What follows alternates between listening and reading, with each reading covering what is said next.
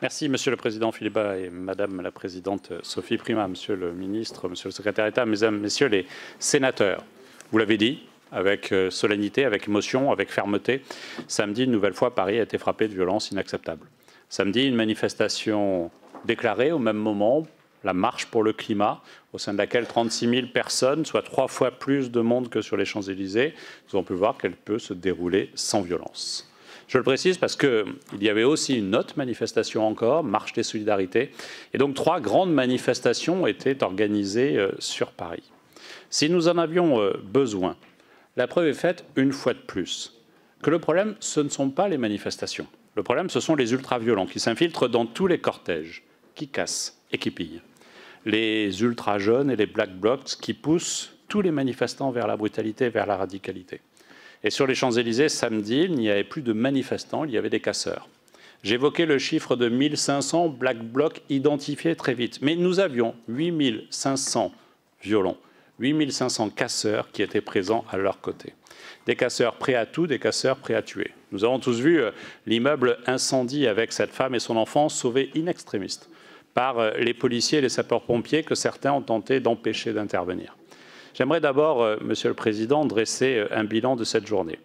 La journée de samedi a un lourd bilan. 27 magasins pillés, plus de 130 dégradés, 79 feux, dont 5 bâtiments, 30 policiers, gendarmes et pompiers blessés. Certains très gravement. Je pense à ce gendarme dont la mâchoire supérieure a été fracturée à cause d'un pavé. En 18 samedis, je tiens à vous le préciser, c'est le bilan le plus lourd pour les forces de sécurité intérieure que nous avons enregistré pour vous dire la violence de la situation à laquelle ils ont été confrontés.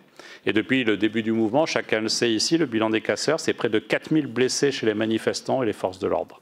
Il y a un bilan matériel, il y a un bilan humain, il y a aussi un bilan économique grave, inquiétant, et évidemment, Bruno Le Maire pourra le détailler. Je voulais juste revenir sur un point. Ce samedi, on a entendu une immense complaisance de la part des casseurs sous gilets jaunes, notamment vis-à-vis de la mise à sac d'un célèbre restaurant ou de kiosque à journaux. La réalité, c'est qu'avec ce genre d'actes, ce ne sont pas les clients qui sont pénalisés, c'est le serveur qui gagne le SMIC et qui se retrouve au chômage technique. C'est le kiosquier qui se lève à 5 h du matin et voit sa vie détruite. Après les manifestations du 1er décembre, Monsieur le Président, nous étions déjà venus nous exprimer devant vous. Et nous avions pris des engagements. Je le fais avec Laurent Nunez, une nouvelle fois avec la même solennité, avec le même esprit républicain. Face à des ultras qui ne pensent qu'à détruire la République, qui n'ont plus d'idées, mais qu'une envie, détruire, tuer, nous devons faire front. Nous devons faire face, faire condamner les violences, soutenir les forces de l'ordre, comme vous l'avez fait, Monsieur le Président, et l'autorité de l'État sans aucune ambiguïté. Je tenais à dire que depuis le 1er décembre, depuis le 4 décembre, notre rencontre ici, au Sénat, les choses ont changé. Nous n'avons pas baissé la garde et nous nous sommes adaptés aux méthodes des casseurs. Nous nous étions engagés. Et il est vrai que les choses s'étaient relativement mieux passées sur Paris comme partout en province.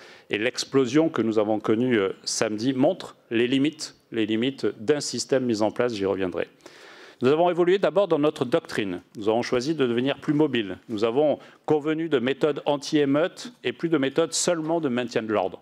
Parce qu'il faut faire la différence aujourd'hui entre les manifestants qui manifestent et les émeutiers qui viennent pour casser. Nous avons décidé de muscler notre arsenal législatif. Vous avez adopté définitivement la semaine dernière la proposition de loi visant à renforcer et garantir le maintien de l'ordre public lors des manifestations.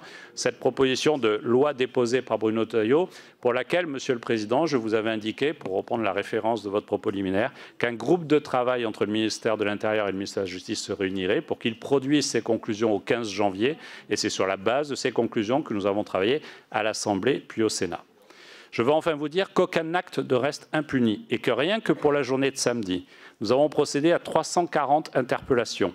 La justice suit son cours et hier, près de 60 personnes sont passées en comparution immédiate.